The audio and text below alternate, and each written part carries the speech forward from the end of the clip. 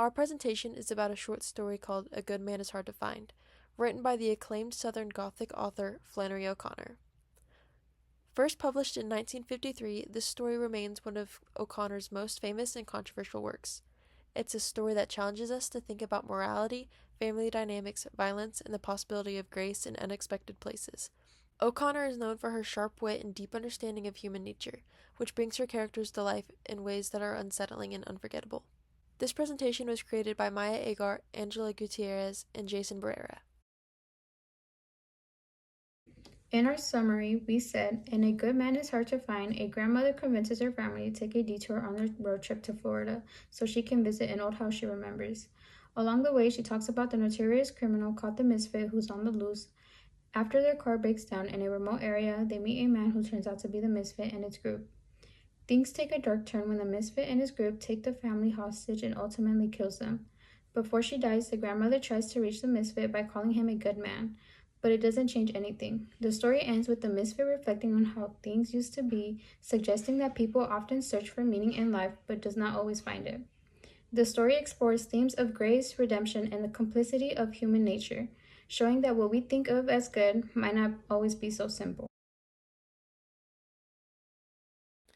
For our visual aids, Jason did the layers of irony, where he points out what the grandmother says and thinks versus what she actually does versus the ironic truth. For the first one, the grandmother says that she's a lady and a moral person, but what she actually does is she manipulates her family throughout the story. And the ironic truth is that she acts selfishly and dishonestly. The grandmother thinks that anyone seeing her dead would know that she was a lady, because she dresses up for the trip, but the ironic truth is that she was killed on the highway and her appearance was meaningless. For my visual aid, I did a timeline of the story where it starts as the family setting off for their trip, and it describes how the grandmother joins the family. And the next part of the story, the grandmother talks with Red Sammy, and they agree that a good man is hard to find. Next, they have their accident where their car crashes on the remote dirt road, and the Misfit arrives with his accomplices and kills the entire family after the grandmother recognizes him. In Angela's visual aid, there's a plot diagram, a character map, themes and symbolism, and an illustration of our story. In the plot diagram, it shows the rising action, the exposition, and the falling action.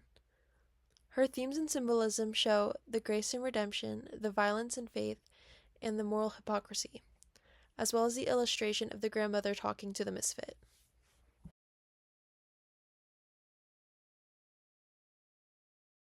As a group, we all focus on the grandmother and how she presents herself as a good moral person, but throughout the story, her actions show that she actually selfish, judgmental, and dishonest. We each question whether her final moment when she reached out to the Misfit and called him one of her own children is a true act of grace or just a desperate attempt to save herself. One thing we all agree on is that her failure to recognize the Misfit's true intentions and how her choices lead to her family's death is one of the strongest examples of irony in the story. For our essay differences, we pointed out how Jason did his essay through both reader response and new criticism, while Maya and I just did reader response. We also said that Maya pointed out how their clothes symbolizes their true nature. Lastly, I said I pointed out how the grandmother asserts herself as a moral authority, judging others around her while stubbornly holding on to outdated standards of conduct. She holds on to a romanticized vision of the past, reflecting on the old days and expressing her disapproval of how everything changed.